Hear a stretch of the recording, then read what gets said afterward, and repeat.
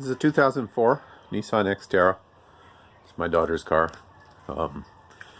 She's just finishing up, it's all covered in here, she's just finishing up head gasket replacement. Decided she wanted to, there you go, she wanted to turn the engine over, make sure everything was working okay. And we had a starter problem. Get that rapid clicking sound. The battery's fine. We even ran the cables to another battery on another car. It's not a relay. Clicking is actually coming from the starter, which is way down inside there.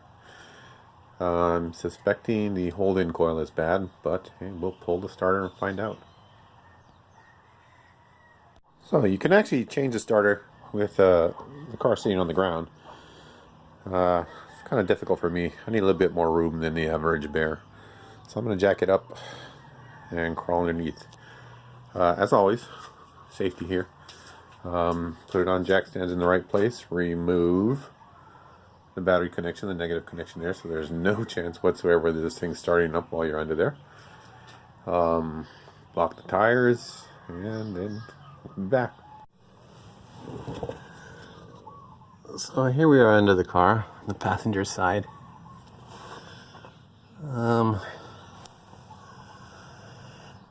It's a starter. A little bit of oil on it. What do we got here? There's the cable up there. Wait. So,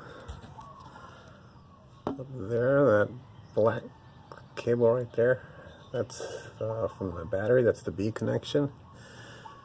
I think there's an electrical clip for the S terminal somewhere around here. I'll have to find that. Then I'll take those off, and then we'll unbolt the starter.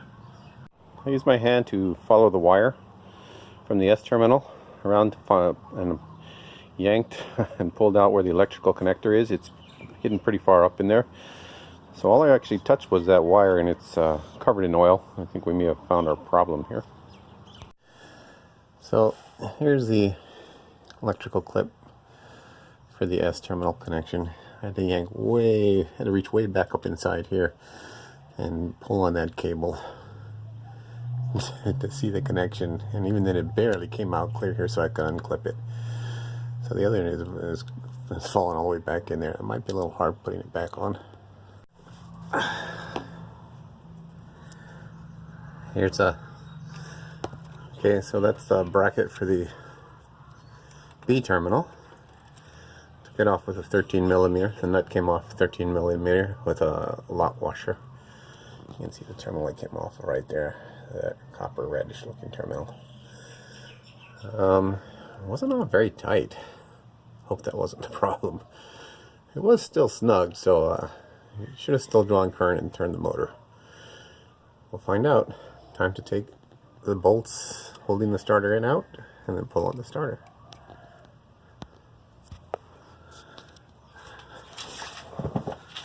Where are the bolts holding the starter in? Okay. So exactly where are those bolts? They're not on that side. They've got to be on the other side here. I don't know if I can get a picture of it. I'm trying to reach up. There's the transmission cooler lines. There's a starter above it, oil pan below it, obviously leaking oil pan. Bolt's probably hiding behind there. I'm going to have to put the camera down and find it. Actually, maybe not. Maybe that's the bolt right there, which is the only one that goes through the transmission housing there. Looks like it lines up with the starter. Give it a shot. There it is. Two bolts are out. I used that 3/8 drive 14 millimeter socket to get to both of them, although the upper one was a little tight fit. I don't know if there's a better way to do it. Maybe. There's a cable I'm telling you about. I'm probably going to have to put this in before I stick the starter in, so I have room to actually make that connection. Okay, time to test it. The starter is pretty much covered in oil, so I'm thinking that's the problem. Okay, so we've got our housing grounded. And we're about to apply power to the S terminal there. So we should see the gear there push forward in this way, and it should hold in place. So hold in coil is good. Let's see.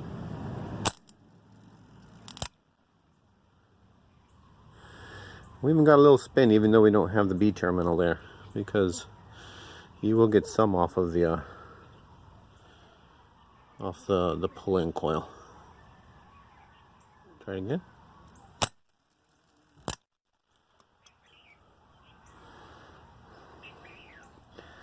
Well, that's the clicking sound. It's just going when we have it in the car.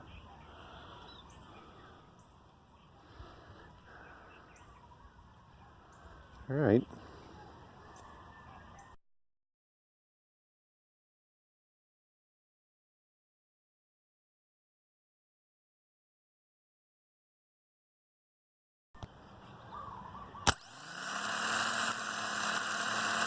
Seems kind of weak. Yeah, it spun, but it didn't seem like it had much torque at all. I mean, it was barely spinning itself. I don't know what's going to spin the engine. Okay, now we're going to actually measure the current draw with it running. So you can pull that off for now, but stay right here. So again, we're going to hook this up. I have a DC clamp meter there on just one. That's the ground. It doesn't really matter. You can measure current. You just need one of them though. So I've got my jumper cables from the B post. Be careful it doesn't touch the other post there.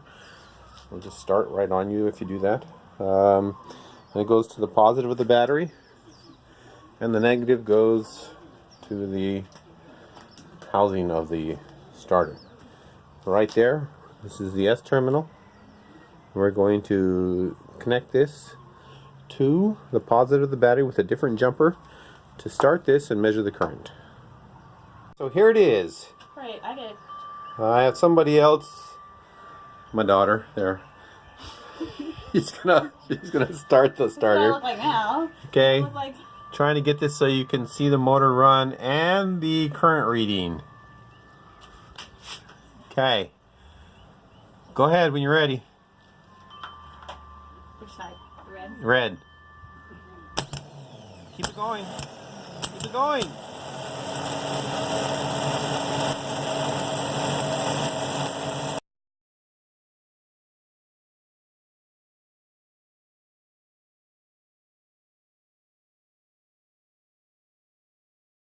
We are going to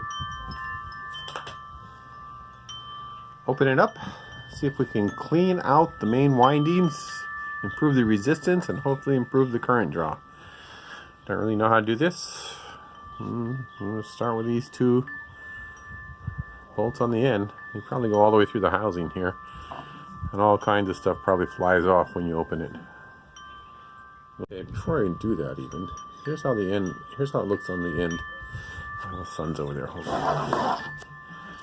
Here's how it looks on the end. There's two Phillips head screws and there's two hexes. They don't even look the same size. Looks like something's been done on the one on the left there. Or the right, who knows. So these are 8mm. Or at least, that's what I think they are. Hold on.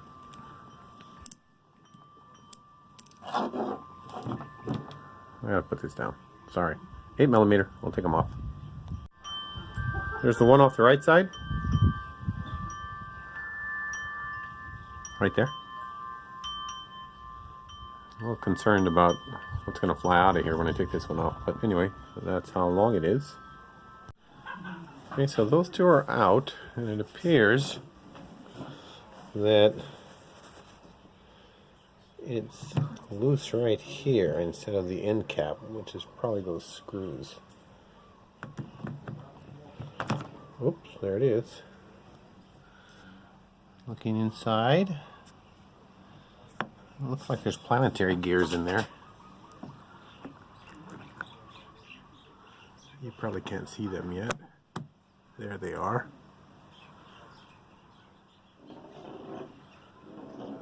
Okay, I'm looking for the main coil anyway, so I'm gonna have to take this out. There it goes. See if I can film this and do it.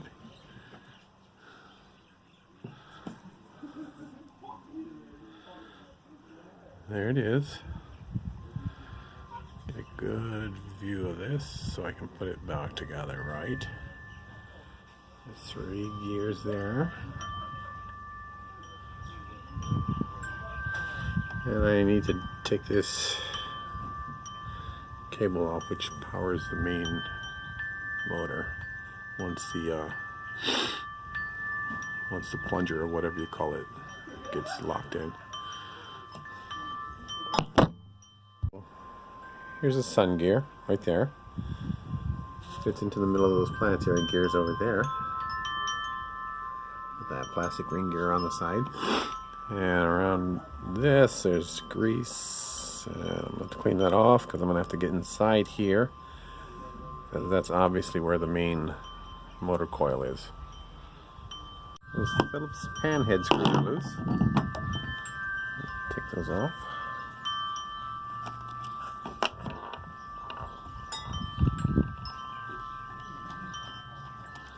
Okay. 2 little short screws. Now I'm going to carefully slide this apart. I need 2 hands though. Here's how it, well, okay, so here's how it came apart, like a second ago. That's how the inside of that housing looks. Okay, and then we turn around and look over here, that's the other side. A little burnt smell comes out of there too.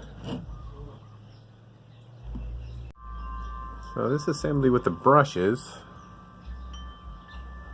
slid right off the armature or whatever, the commutator right there. There's the brushes. Some of them look pretty badly worn. They smell pretty bad too. Well, there we go. Kind of hard to send current through brushes that aren't making contact. Here, let me put this down.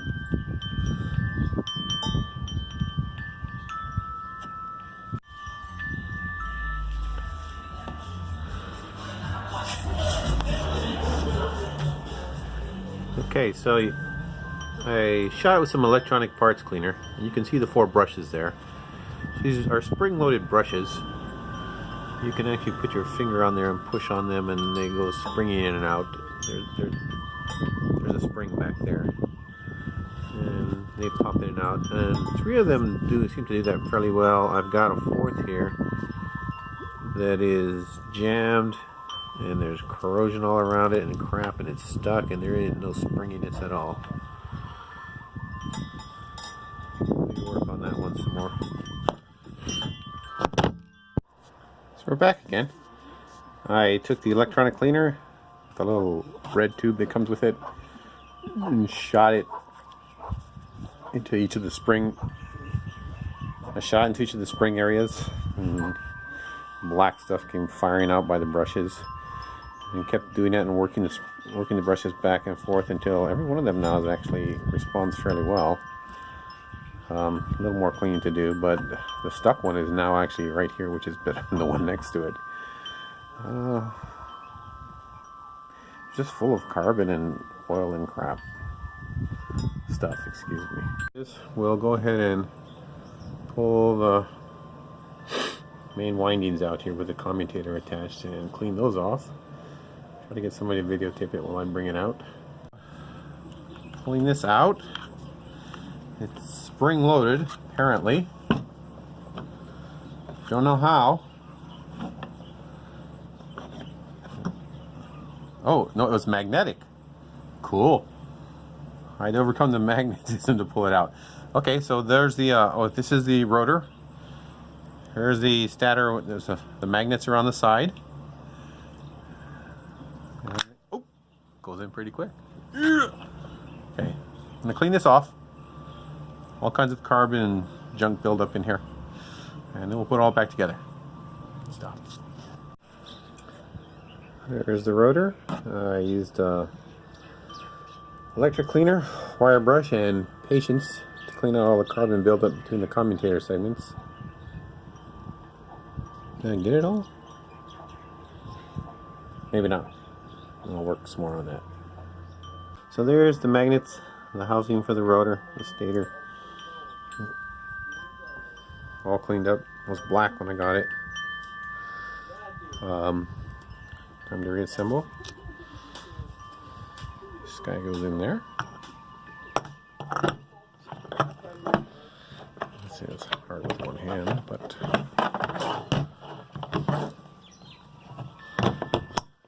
inside there. Come on.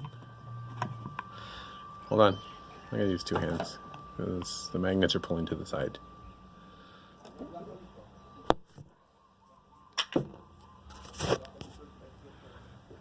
Okay, there it is. Put the brushes back on, and then clean the other side, and with planetary gears, and we'll be in business. Pinion gears, I greased them up to take care of some of the grease I took off. We'll slide this section back into it. This sun gear goes in the middle there. Bolt it all back together and see what we have. All cleaned up, put back together, and ready to go back in the car. Bench test. It's drawing at least 2.5 times the current, maybe 3 times the current that it did before we cleaned it. No load current. That's it. Time to go in the car.